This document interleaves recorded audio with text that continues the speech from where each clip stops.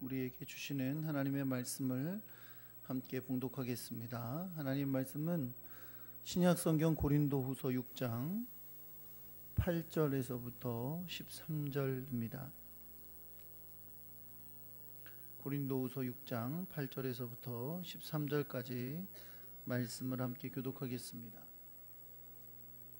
8절부터 읽겠는데 8절을 제가 읽습니다. 근데 8절의 하반절 우리는부터 제가 읽습니다. 여러분은 9절을 읽으시면 되겠습니다. 우리는 속이는 자 같으나 참되고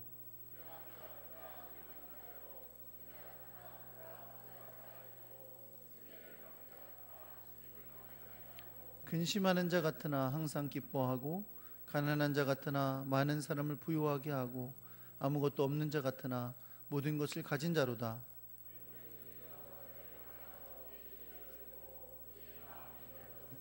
너희가 우리 안에서 좁아진 것이 아니라 오직 너희 심정에서 좁아진 것이니라. 너희도 마음을 넓히라. 아멘.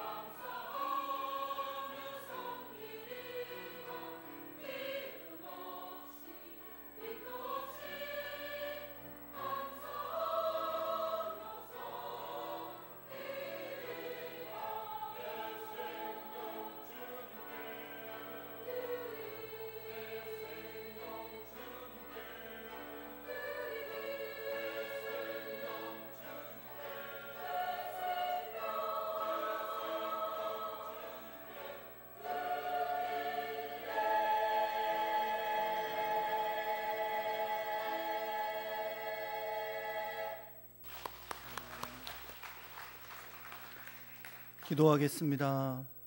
우리를 구원하시기 위하여 하늘 영광 버리고 이 땅에 오시고 물과 피를 흘리며 고난당하사 십자가에 못 박혀 죽으신 주님,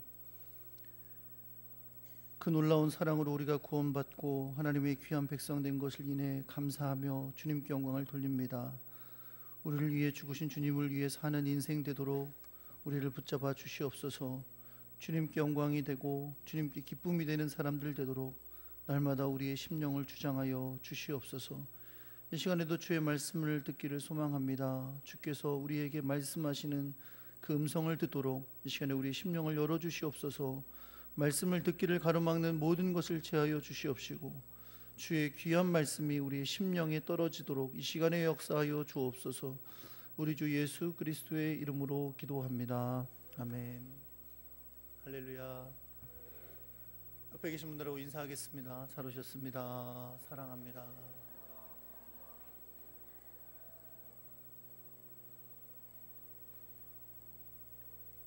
주의 놀라운 사랑과 은혜가 여러분과 함께 하시기를 예수 그리스도의 이름으로 축원합니다. 제가 지난 주간에 휴가를 보냈어요. 근데 제가 우리 아들이 지금 운동을 하기 때문에 어디 갔다 올 수가 없어서 우리 아들이 운동하고 있는 곳에 가 있었어요. 그래서 그냥 아들이 좀 쉴 때는 같이 쉬고 그러면서 지내다 왔는데, 금요일 날 저녁 늦게 이제 저희 아들이 금요일 날 훈련이 있었어요. 훈련이 끝나고서 저녁 늦게 이렇게 경기도 광주 쪽에서 이렇게 내려오는데 세상에 밤 10시가 됐을 거예요. 그 정도로 저녁 먹고 나서 보니까 좀 늦게 오게 됐는데, 그때도 강릉으로 가는 차들이 막히더라고요. 속으로 이 사람들이 미쳤나, 이 시간까지 왜 강릉을 향해 가나 그랬더니 월요일이 쉬는 날이야. 월요일이 쉬니까 그날 안에만 도착하면 어쨌든 월요일까지 노는데 어떻게 놀 수 있는 거죠. 어떤 집사님께서 저보고 원래 휴가는 강릉 쪽으로 가는 겁니다. 어떻게든 동해안으로 가야 된대요. 그리고 가다가 중간에 자더라도 그 방향으로 향해 갔다는 것만으로도 휴가래. 그러시더라고요. 서해안에 사는 저희로서는 기분이 별로 좋지 않은 말일지 모르겠어요. 네, 혹시 그날 저녁에 그쪽으로 향해 간 분들 중에 우리 교회 교인이 없는지 모르겠어요. 네. 사랑하는 성도 여러분, 예수 믿는 사람들은 반전의 삶이 있는 사람인 걸 믿으십니까? 안 믿으세요? 반전의 삶이 있는 사람인 걸 믿으세요? 예수 믿는 사람은요, 남들이 가는 저쪽 방향으로 향해 갈 때 반대 방향으로 갈 줄 아는 사람들이에요. 그게 예수 믿는 사람들인 줄 믿으시기 바랍니다. 제가 휴가 얘기를 해서 되게 죄송합니다만, 만약에 주의를 빼고 어디를 향해 가고 있는 사람들이 상당히 많잖아요. 교회 원래 안 다니니까 당연히 가는 거죠. 그 사람들이 쫙 있지만 예배드리기 위해서 반대로 차를 타고 오는, 나는 예배드려야 되니까 사람들은 다 저쪽으로 향해 가지만 나는 반대로 차를 타고 다 오면서 어디 예배한다고 어딜 가냐 그러면서 다 얼마나 멋있어요. 표정들이 또 그런 멋있는 사람 되시기를 예수 그리스도의 이름으로 축원합니다. 예수 믿는 사람은요, 매력을 어디서 느끼냐면 그 반전에서 느끼는 거예요. 반전의 매력. 여러분 자녀들에게도 그 신앙생활의 반전을 가르쳐 주시기를 예수 그리스도의 이름으로 축원합니다. 남들이 다 갈 때 반대로 갈 줄 아는 걸 가르치셔야 돼요. 저는 어렸을 때요, 한겨울에 눈이 펑펑 내린 한겨울인데 초등학교 제가 5학년이었나 6학년인가 그랬어요. 근데 저희 집이 어디였냐면 북중학교 있는 데였어요. 북중학교 있는데, 그런데 그 새벽에 새벽 4시에 일어나셔서 제 손을 이끌고 새벽 기도를 가시는 우리 어머니 아버지가, 그때 교회가 남산감리교회였어요. 걸어서, 차량 운행이 무슨 차량 운행이야, 걸어서 거기를, 눈이 이렇게 쌓였어요. 교회에 도착하니까 발이 다 젖었어요. 운동화 초등학교 5학년짜리 손을 이끌고 두 분이 저를 데리고 그리고 오셨어요. 그리고 보름 정도를 제가 같이 새벽 기도를 다녔어요. 근데 그때 느꼈던 게 뭐냐면, 우리 어머니 아버지는 날씨가 뭐고 새벽 기도는 무조건 가시는구나. 남들이 따뜻해서 누워있을 시간에, 남들이 못 온다 하는 시간에도 일어나시는구나.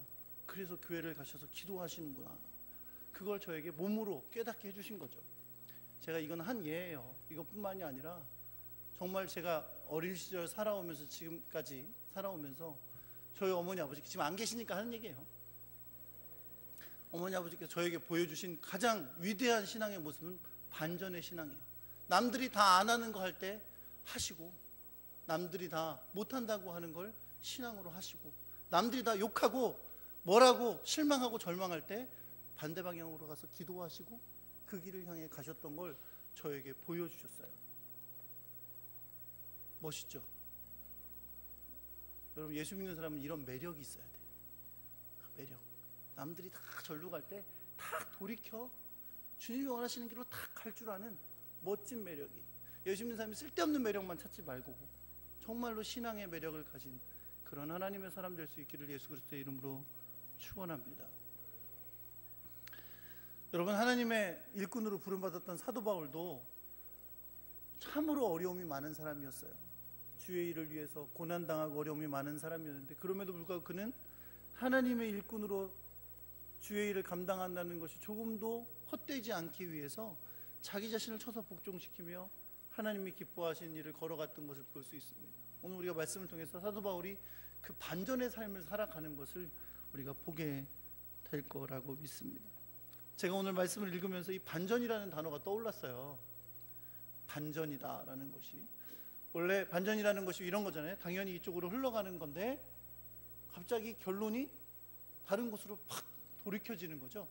그렇죠? 반대 방향으로 돌이켜지곤 하는 거예요. 보통 우리가 드라마나 영화를 볼 때 반전이 많으면 재밌다고 하고요, 반전이 많은 것을 보고 뭐 굉장히 스릴이 있다, 뭐 아니면 깜짝깜짝 놀라게 우리가 예상 못했던 방향으로 갔다, 그런 이야기들을 하기는 해요. 옛날에 여러분, 오래된 영화인데 식스센스라는 영화 보신 적 있으세요? 저는 그걸 좀 어릴 적에 봤는데 영화가 좀 무서웠어요. 왜냐면 귀신이 많이 나와. 근데 귀신이라는 게 막 우리나라처럼 흰머리하고 막 이 소복 입고 다니는 귀신이 아니라 미국 귀신이에요. 미국 영화니까. 미국 귀신인데 그냥 어린아이가 죽은 사람의 영혼이 보이는 거예요. 그 육감이라는 게 식센스잖아요. 그거 보이는 거예요. 주인공이 블루스 윌리스예요. 그 사람이 원래 막 싸우는 영화 이런 거 많이 나오는 사람인데, 그 사람이 아동 심리치료사예요. 그래서 그 어린아이와 같이 다니는데, 그 어린아이는 자꾸 이제 죽은 사람이 돌아다니는 게 보이는 거죠. 죽은 사람이 여기저기 막 나타나고 보이고 막 이래요. 근데 이 영화가 여러분 역대 영화 중에 가장 반전이 위대한 영화로 꼽혀요. 왜냐하면 나중에 보니까 이 브루스 윌리스가 귀신이에요. 자기를 치료하는 아동 심리사였는데 나중에 알고 보니 브루스 윌리스가 귀신이에요. 그래서 자기 눈에 보였던 거예요. 이게 뭐 영화를 안 보신 분이니까 별로 감동이 없으시죠? 어쨌든 간 그래서 그 이후로 반전에 관련된 이야기가 나올 때마다 대명사처럼 하는 말이 식스센스급의 반전이다, 이런 말을 하곤 합니다. 사람들은 반전을 좋아해요. 반전을 통해서 쾌감을 느낍니다. 남들이 이쪽으로 가는 것에 반대로 팍 꺾이는 거, 그러니까 남들이 가는 방향과 다른 방향, 내가 예상했던 것과 다른 방향으로 오는 거, 이런 걸 느낄 때마다 뭔가 쾌감을 느껴요. 사랑하는 성도 여러분, 여러분과 저의 신앙생활이 이런 매력이 있기를 예수 그리스도의 이름으로 축원합니다. 매력이 있어야 돼요. 신앙생활이 남들 가는 거, 세상 사람들이 가는 거 다 똑같이 가면서 신앙생활을 하면서 매력 있는 신앙생활을 할 수가 없는 거예요.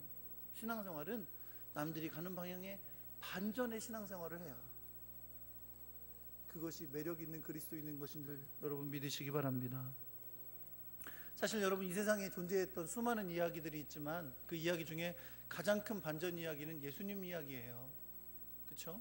예수님이 이 땅에 오셔서 아주 낙구천한 모습으로 오셨잖아요. 말구 위에서 나시고 나사렛의 시골 동네에서 목수의 아들로 자라시고, 그렇게 자라시다가 나이 30세가 되셔서 3년 동안 사역하시면서 정말 놀라운 일을 일으켰어요. 이게 뭐 나라가 뒤집힐 것 같은, 수많은 사람들이 그를 따르고 나라를 뒤집을 만큼 수많은 기적과 역사를 일으키는 일들이 일어났어요. 우리가 볼 때는 야, 이거 뭐 나라가 뒤집히겠구나, 뭔가 새로운 역사가 일어나겠구나, 제자들도 그런 기대를 했었잖아요. 그런데 웬걸 갑자기 반전이 일어납니다. 어떻게 해요? 그 예수가 종교 지도자들의 권력에 굴복하게 돼요. 그렇죠?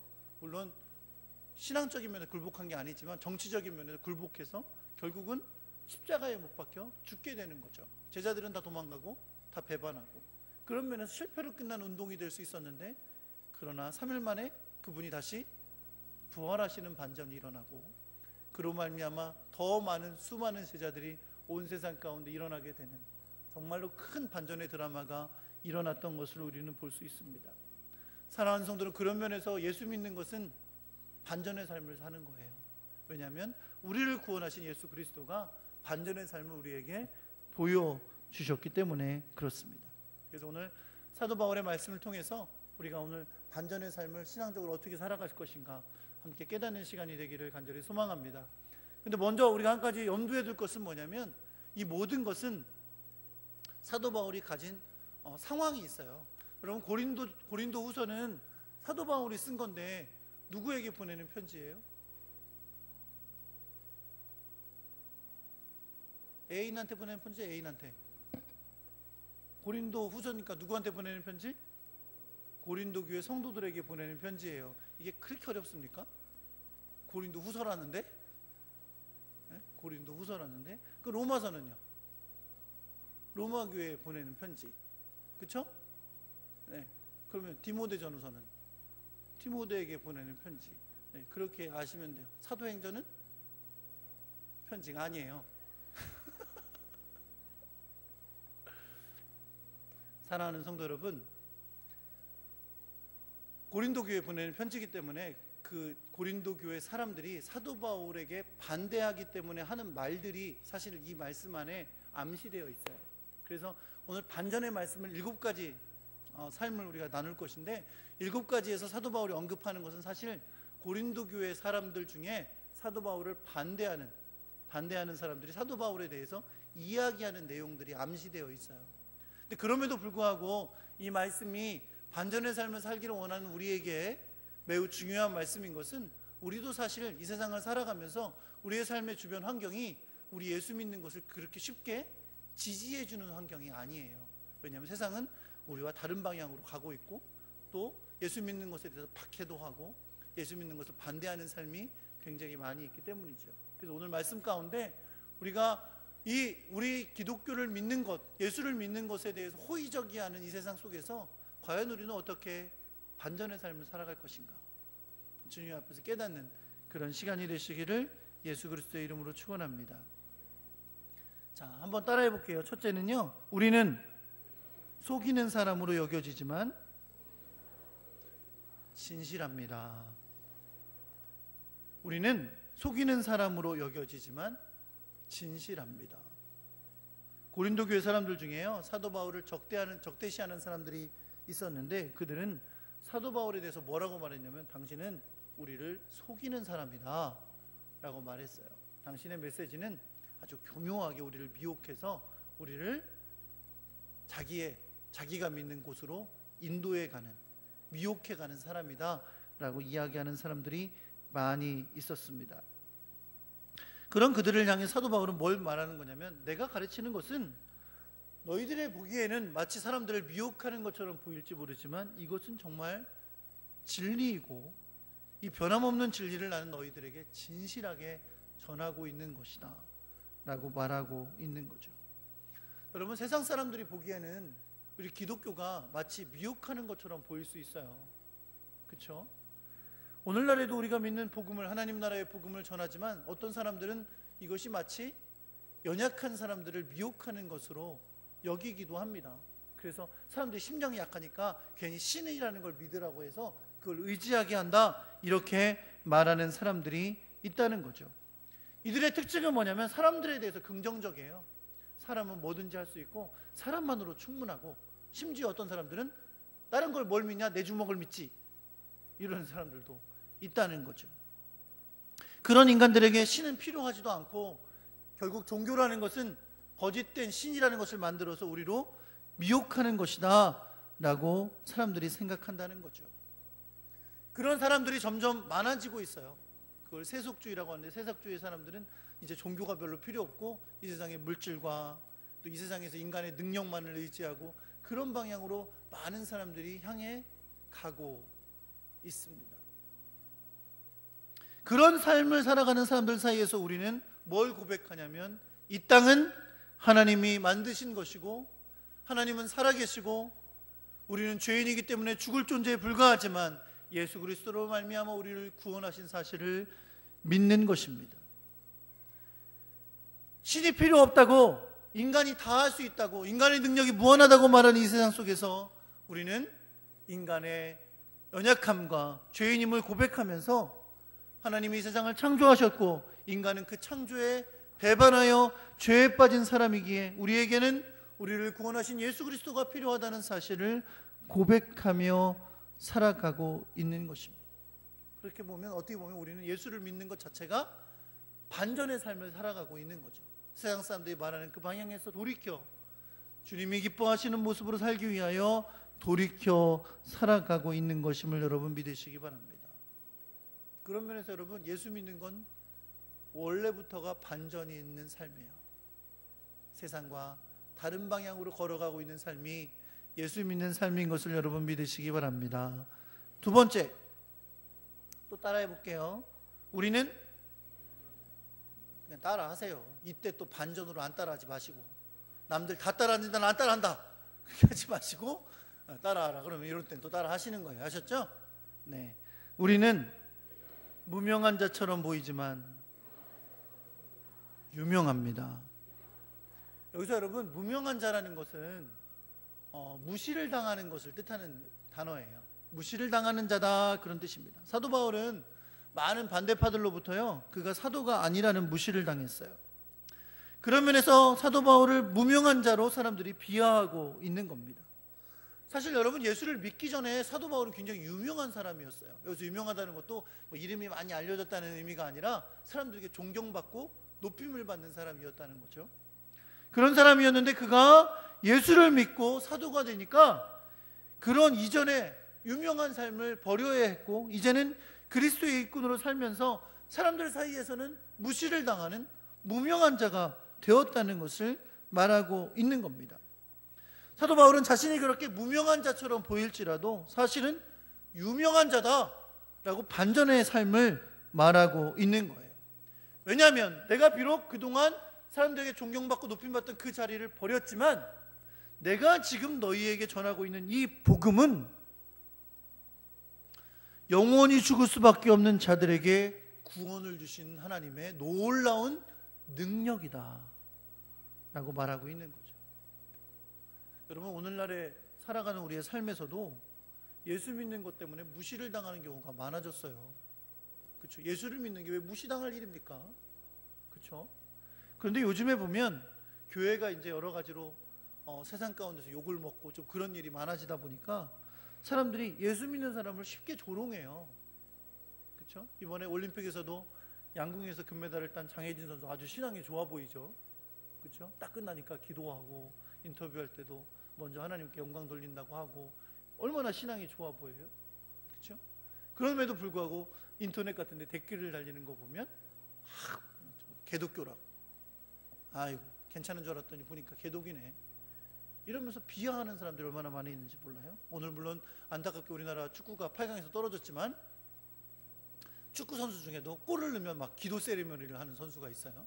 그렇죠? 그런 선수들을 보면 뭐 옛날에는 축구만 잘하면 아무 말도 안 하더니 요즘은 그런 거 한다고 또 너무 종교색을 드러내지 말라 그러고 막 이러는 사람들이 있습니다. 그러면서 그렇게 개독이라는 말을 쉽게 하는 것을 볼 수 있어요. 사랑하는 성도 여러분, 그리스도인이라는 이름이 어떤 사람들에게는 그렇게 무시하고 조롱할 만한 이름밖에 되지 않는지는 모르겠어요. 그러나 여러분, 우리에게는 반전의 삶이 있어야 되는 줄 믿으시기 바랍니다. 우리가 그리스도인이라면 그 그리스도는, 우리 이름에 달려있는 이 그리스도는 우리를 구원하시기 위해서 십자가에서 못 박혀 죽으신 그 위대한 예수 그리스도의 이름이기 때문입니다. 그 구원자의 이름이기 때문입니다. 우리는 무명한 자일지 몰라요. 세상에서 무시당하는 이름일지 몰라요. 그러나 우리가 가진 그리스도라는 이름은 그 어떤 이름과도 비교할 수 없는 귀하고 높은 이름인 것을 여러분 믿으시기 바랍니다. 그래서 어디 가서 사장님 소리 듣는 거 자랑하지 마세요. 어디 가서 여사님 소리 듣고 싶어서 자랑하지 마세요. 어디 가서 예수 믿는 사람이라는 소리 듣게, 장로님이시죠, 권사님이시죠, 성도님이시죠, 그리스도인이시죠, 예수 믿으시죠, 이런 말 듣는 걸 귀하게 여길 줄 아는 그런 반전 있는 그리스도인이 되시길 예수 그리스도의 이름으로 축원합니다. 이번에 우리 아이 때문에 병원에 한번 갔어요. 우리 아이가 좀 아프다 그래서 병원에 진찰 받으러 갔는데, 진찰하는데 의사가 딱 보더니 저보고 목사님이시네요.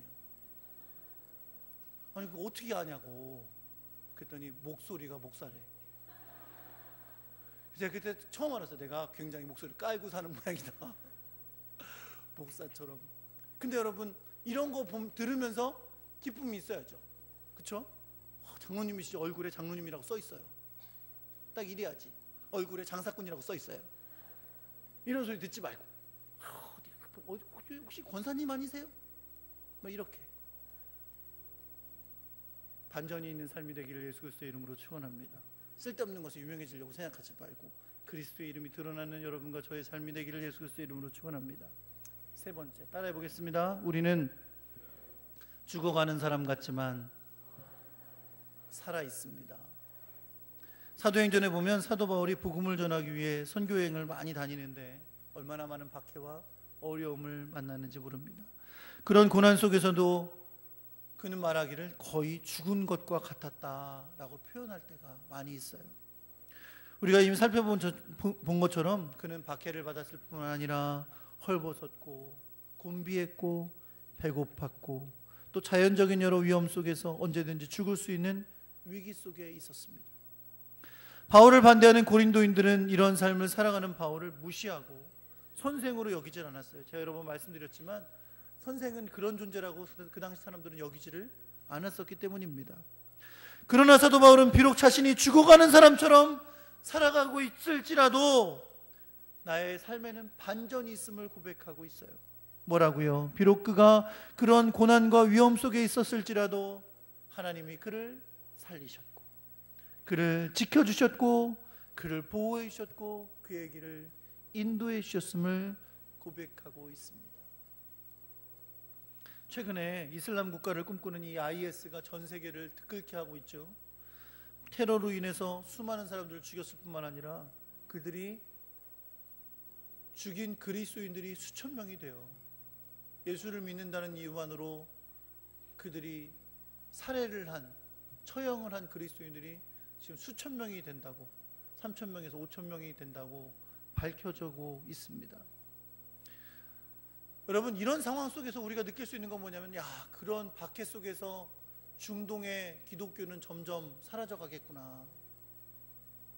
점점 숫자는 줄어갈 거고 아마 기독교를 배신하고 다시 이슬람으로 돌아가는 사람들도 많아질 것이고 참 어려움이 많겠구나. 이 위기를 어떻게 극복해야 되나 생각하실 거예요. 물론 여전히 그 박해는 계속되고 있지만 통계에 의하면 지금 이런 상황 속에서 중동에는 역사적 이래를 볼 수 없는 수많은 사람들이 주님께로 돌아오고 있어요. 수많은 사람들이 이런 상황 가운데 복음을 듣고 예수를 믿는 삶을 택하고 있는 것을 여러분 믿으시기 바랍니다. 세상 사람들은 박해를 당하고 고난을 당하고 어려움 당하면 예수를 믿고 떠날 것이라고, 예수를 버리고 떠날 것이라고, 기독교는 위축될 것이라고, 이제 결국 수많은 사람들이 기독교를 배반할 것이라고 생각하지만 그런 가운데 하나님은 역사의 반전 드라마를 쓰고 계신 것을 여러분 믿으시기 바랍니다. 실제로 기독교 역사 속에 보면 예수 믿는 사람을 박해하고 어렵게 할 때에 더 많은 사람들이 그 고난을 이겨내는 그리스도인들을 보면서 주님께로 돌아온 역사를 우리는 보고 있습니다. 네 번째, 따라해 보겠습니다. 우리는 징벌을 받는 사람 같지만 죽임을 당하지 않습니다. 징벌을 받는다는 말은 훈련시킨다 혹은 벌을 받는다는 의미를 가지고 있어요. 유대인들은 일반적으로 모든 고난이 하나님께로부터 오는 징벌이라고 여겼습니다. 그래서 사도 바울을 반대하는 사람들은 사도 바울이 많은 고난을 당하는데 그 고난을 보면서 뭐라고 이야기하냐면, 저렇게 고난당하는 거 보니까 바울은 진정한 사도가 아니다 라고 생각했어요. 그러나 사도 바울에게는 반전이 있었습니다. 사도 바울은 결코 이 고난이 단지 하나님께 받는 징벌이라고 이야기하지 않습니다. 사도 바울은 오히려 그가 받는 고난이 자신을 훈련하시는 하나님의 도구이며 하나님이 그를 더 아름답게 세우시려는 사랑에서 온 것이라고 고백하고 있습니다. 다시 말해서 그 고난은 그를 죽이시려는 것이 아니라 오히려 더 굳건히 세우시려는 하나님의 뜻이라고 고백하고 있다는 겁니다. 여러분, 오늘날의 사람들도 마찬가지입니다. 고난을 당하면 그 원인을 찾아요. 왜 내가 이런 고난을 당할까? 그래서 예수 안 믿는 사람들은 부적을 갖다 붙이기도 하죠. 그렇죠? 구술하기도 해요. 귀신이 자기를 괴롭힌다고 생각하고 구술을 하기도 합니다. 또 아마 점집 같은 데 찾아가서 물어보기도 하겠죠. 그러면서 뭐 이름을 바꾸라기도 하고 그러기도 하대요. 개명하라고도 하기도 하고 그러기도 하고 또 뭐 풍수지리 하는 사람들은 뭐라 그러겠어요? 묘를 잘못 썼다 그러겠지 뭐. 묘를 원래 저쪽으로 해야 되는데 방향을 잘못 썼다 그래서 이장하라 그러고 뭐 그러기도 하고 별의별 걸 다 얘기할 거예요. 고난을 만나면 사람들이 그 원인을 찾습니다. 우리 예수 믿으면서도 고난 만나면 어떤 생각해요? 하나님께 벌 받는구나. 저 집사님은 저런 고난을 당하는데 뭘 잘못해서 저럴까? 그렇게 착각하는 분들이 있어요. 물론 여러분, 하나님께서 우리가 뭘 잘못할 때 우리를 징계하시기도 합니다. 그러나 우리를 죽이려고 하시는 것이 아니라 고쳐서 회개케 하시려는 하나님의 사랑인 줄 믿으시기 바랍니다. 그뿐 아니라 하나님은 우리의 고난을 통해서 우리를 성숙케 하십니다. 우리를 더 강하고 아름다운 하나님의 사람으로 세워가시고 더 하나님을 의지하고 하나님의 사람들로 세워가신 뜻이 있는 것을 여러분 믿으시기 바랍니다. 예수 믿는 사람들은 반전이 있는 거예요. 고난을 만나도 주님 앞에서 이 고난을 바라보면서 고난을 이겨내고 고난을 승리하는 하나님의 사람들이 되는 줄 여러분 믿으시기 바랍니다. 다섯 번째 따라해 보겠습니다. 우리는 근심하는 사람 같지만 항상 기뻐합니다. 바울 서신을 읽다 보면 여러분, 사도 바울은 교회 때문에 얼마나 근심이 많은지 몰라요. 어느 교회는 이게 문제고 저 교회는 저게 문제고 얼마나 근심케 하는 일들도 많고 어려움도 많고 힘든 일도 많았는지 몰라요. 어떤 성도들은 잘못된 가르침에 유혹받아 넘어가기도 하고요. 또 신앙생활을 버리고 떠나는 사람들도 있어요. 박해 때문에 신앙을 배신하는 사람들도 있었습니다. 또 그 사도 바울을 반대하는 수많은 사람들이 사도 바울을 공격하기도 했어요. 이런 일들을 생각해 보면 사도 바울은 참 근심이 많았겠구나. 웃을 일이 없었겠어. 그런 생각하게 되고 세상 사람들의 눈으로 보기엔 그런 거죠. 아니, 저렇게 근심이 많은데 무슨 웃을 일이 있겠어. 그렇죠? 그러나 사도 바울은 그런 근심 중에도 항상 기뻐하는 사람들이었던 것을 여러분 믿으시기 바랍니다. 그리고는 그의 서신을 통해 교회 성도들에게도 항상 말합니다. 뭐라고요? 항상 기뻐하라. 사랑하는 성도 여러분, 예수 믿는 사람들은, 그리스도인들은 근심하는 사람 같지만 항상 기뻐하는 사람들인 것을 여러분 믿으시기 바랍니다. 결코 기쁨을 빼앗기시면 안 돼요. 우리가 받은 은혜가 크기 때문에 그렇습니다. 세상 가운데 근심과 어려움을 만나시겠지만 주님께서 우리에게 주신 은혜를 생각하며 항상 기뻐하는 삶을 잃지 않으시기를 예수 그리스도의 이름으로 축원합니다. 여섯 번째입니다. 따라해 볼게요. 우리는 가난한 사람 같지만 많은 사람을 부유하게 합니다. 빌립보서 4장 9절 이하의 말씀을 보면 사도 바울의 달라진 가치관을 보게 되는데, 어떤 가치관이냐면 그가 예수 그리스도를 아는 지식이 가장 귀한 것으로 여기면서부터 자신이 가지고 있던 모든 것을 배설물로 여기게 되었다는 거예요. 그러한 가치관을 가진 사도 바울은 언제나 가난했어요. 그가 가진 기본적인 배경은 그의 삶을 양적 질적으로 충분히 부유하게 할 만한 것이었습니다.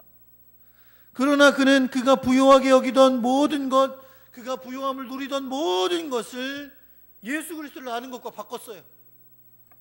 그러고 나니까 내가 부유하게 누리고 있던 모든 것이 다 배설물과 같다라고 고백했던 거죠.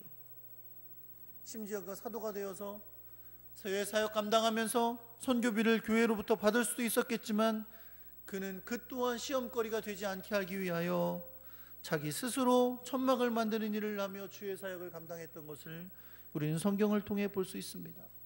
정말 그는 가난한 사람이었습니다. 굶주리고 헐벗었던 사람이었습니다. 그런데 그에게는 반전이 있었습니다. 그는 비록 외적으로 가난하고 헐벗은 사람이었으나 사람이었지만 그는 사람들을 부욕해 하는 사람이었다는 것입니다. 영적인 면에서 그는 구원의 풍성한 은혜를 복음으로 나눠주는 사람이었습니다. 세상이 줄 수 없는 영의 양식을 사람들에게 나누어 주어서 사람들이 하나님이 주시는 생명의 살과 피를 먹게 하는 풍요함을 나눠주는 사람이었던 것을 여러분 믿으시기 바랍니다. 그뿐 아니라 그는 어려운 성도들을 위해 복음을 하고 그들을 돕기도 했습니다. 예루살렘에 있는 성도들이 기근으로 말미암아 어려움을 당했을 때 헬라 지역을 다니면서 여러 교회에서 복음을 해다가 그 구제금을 헌금을 예루살렘 교회에 전달하기도 했습니다. 그는 가난했지만 다른 사람을 풍요케 할 줄 아는 반전이 있는 사람이었던 것을 여러분 믿으시기 바랍니다. 7번째 따라해 보겠습니다. 우리는 아무것도 없는 사람 같지만 모든 것을 가진 사람입니다.